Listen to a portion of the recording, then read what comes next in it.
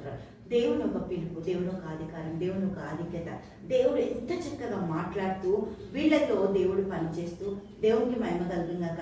ఆ హాబ్తో దేవుడు ఒకటే మాట చెప్తుండు, దేవునికి మహిమ కలుగు. ఏమని చెప్తుండు? దేవునికి స్తోత్రం. హల్లెలూయా. మొదటి రాజుల గ్రంథం 18వ అధ్యాయం 30వ వచనం చూద్దాం.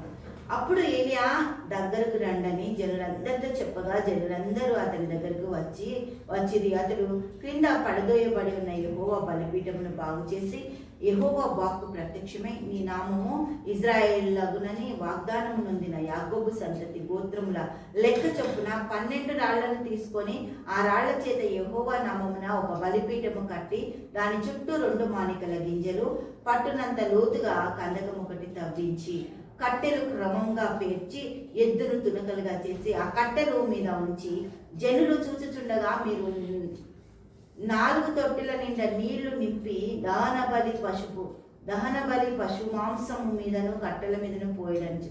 దేవుడికి తాగనికే నీళ్ళు, అక్కడ అన్ని పశువులు చచ్చిపోతున్నాయి. కానీ ఏమంటుంది ఇక్కడ ఏలియా? 4 తొట్టెల నిండా నీళ్లు కుమ్మరించండి. ఎందుకు? ఒకసారి అట్లనే చేసిరు, మళ్ళీ 2వ మారు అదే ప్రకారం చేసిండ్రు. అయితే దేవుడికి మహిమ కలుగం కాక 35వ వచనం చూద్దాం. 18వ అధ్యాయము మొదటి రాజులు 35వ వచనం.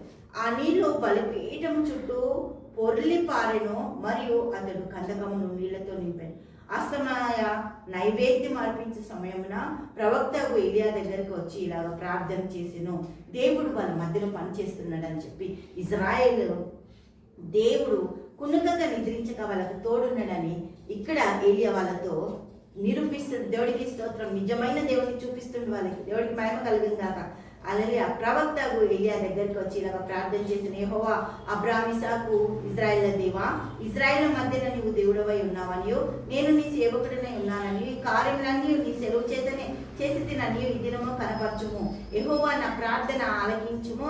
యెహోవా అయిన నీవే దేవుడవై ఉన్నావని నీవు వారి హృదయములను నీ తట్టు తిరగజేయదు అనియు ఈ జనులకు తెలియనట్లుగా నా ప్రార్థన అంగీకరింపుము. అతడు ఇలాగ ప్రార్థన చేయుచుండగా యెహోవా అగ్ని దిగి దహన బలి పశువు కట్టెలను రాళ్లను బుగ్గిని దయించి కందకమందున నీళ్లు ఆరిపోజేసాను.